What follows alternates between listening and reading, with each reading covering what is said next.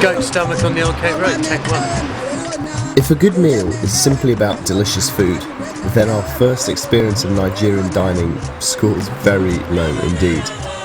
But if the recipe for a good meal involves being adventurous and trying something new and exotic... No, this is a stew, a Nigerian stew, which is made of goat stomach and goat's foot. I mean, it's furry for a start, but not hairy furry, just kind of stomach lining furry. I slightly wish that I hadn't watched your face when you ate your feast.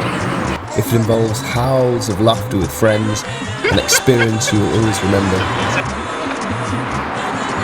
You know, when you want to swallow something but your body doesn't let you. I think they probably boiled it and then sautéed it with some very strong spices. Sadly, the spices don't knock out the disgusting flavour. It's just really sticky. Oh.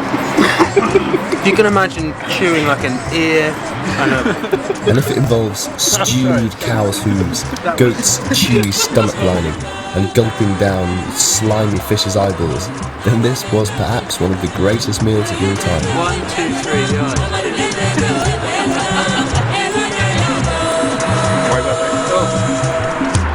Oh, come on, swallow, goddammit.